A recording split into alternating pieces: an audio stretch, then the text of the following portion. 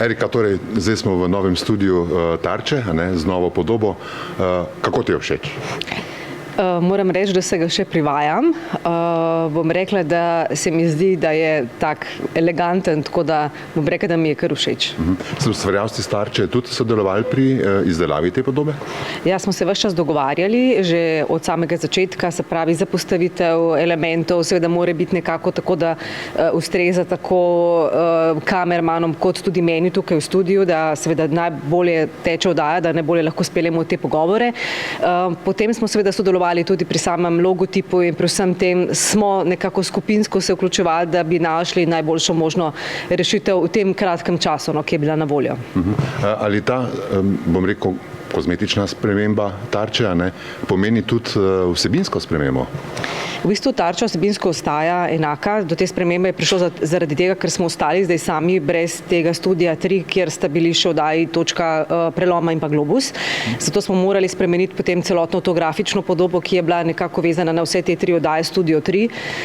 Tako da v bistvu gre bolj za studio, ampak vsekakor ne, vsaka taka mogoče majhna sprememba te spodbudi tudi, da razmišljaš o tem, kaj bi se dalo v sami oddaji še izboljšati.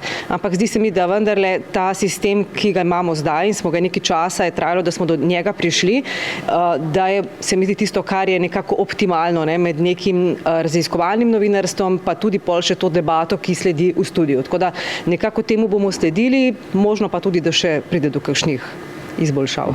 Zdaj, oddaji, ki so sledili, Točka preloma in Globus, sta bili ukinjeni.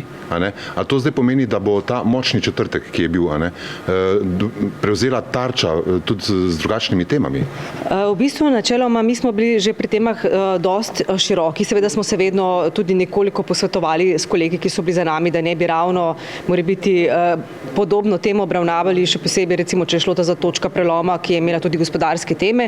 Tako da tukaj smo se nekoliko usklajevali, načeloma pa že za nas ni pomenilo, da bi bili vezani zgolj na skratka na to slovensko območje in na neke, politične teme. Vsekakor si pa želimo več tega mednarodnega elementa vključiti, ker sploh, ko marsikatero sistemsko zadevo obravnavaš, je pač dobrodošel ta pogled tudi iz tujine, ker tam se ponavadi tudi kakšne te dobre prakse pokažejo. Se pravi, Tarča utegne iti v tujino, ali je sploh sredstev dovolj za to? Ja, saj veste, ponavadi je vedno tukaj so sredstva vedno omejena, ampak ja, mi računamo na to, da bi lahko večkrat tudi si privoščili kakšno tako pot, takrat, ko seveda gre za kakšne te konkretne potrebne potine. Ste pa zdaj dobili tudi majhno ukrepitev pri Tarči, ne? Ja, v bistvu mi smo se zdaj združili z ekipo Ekstravizorja, v bistvu del ekipe je ostal, pač 2 kolega sta odšla na druga delovna mesta. Skratka, in tako smo zdaj pa vendarle dobili 2 kolegici raziskovalki iz Ekstravizorja, kar se nam zdi, da je velik plus, se mi zdi, oddaji, da bomo lahko določene teme nekoliko bolj poglobljeno raziskovali, česar do zdaj nismo mogli, ker pač je ta tedenski tempo, pač ni dovolj časa, preprosto zmanjka dni. Zdaj pa računamo na to in tudi že delamo v tej smeri, da se določene zadeve pa vendarle malo bolj poglobljeno pripravi. Zdaj, Tarča je bila zadnje čase prav Tarča, bom rekel tako politikov kot drugih medijev, se to še vedno nadaljuje? Trenutno se je mala zadeva umirila, moram reči, tako da so se zadeve z tistimi oddajami o Kanglerju zaključile. Takrat je bilo kar burno, skratka, od vse povsod so padali neki pozivi k raznim suspenzom in tako naprej, celo ljudi, ki sodelujejo s to hišo.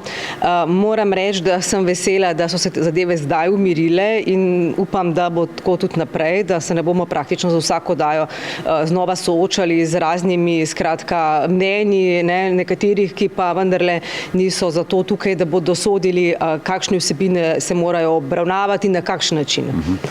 Ravno to, da je Tarča, bom rekel, politikov dostikrat tako z leve kot z desne, ji daje na nek način kredibilnost, Ja, mi smo bili v bistvu že z vseh strani Tarče, če lahko rečem, jaz sem doživela že vse, tako da, bom rekli, v prejšnjih mandatih so bili tudi posamezni napadi z leve, ne bom rekla, da ne, mora biti malo manj orkestrirani, zdaj se to dogaja bolj orkestrirano, tudi takrat so bili posamezni poskusi, podobno tudi prek naših institucij, ampak seveda, to pomeni, da pač pač delamo praktično z enakimi merili za vse in mislim, da bomo tako še naprej. Naloga vodstva pa je, da te pritiske ustavi in se pravi na nek način nas zaščiti predvsem tem.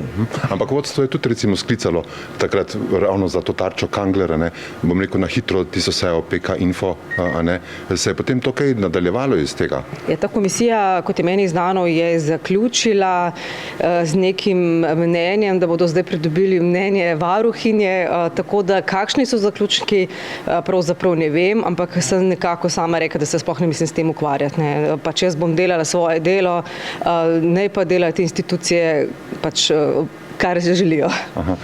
Nocoj je zdaj prvo soočenje, a ne? Si že pripravljena nanj?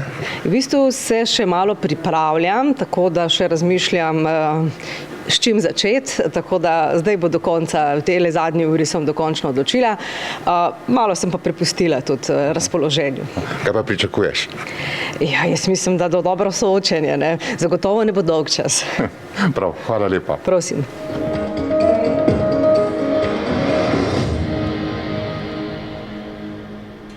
Dober večer, Tarča v novi podobi in s prvim soočenjem nekaterih strank pred uradnim začetkom volilne kampanje čez mesec in pol. Robert Golob, Aleš Hojs, Marjan Šarec in Zdravko Počivalšek.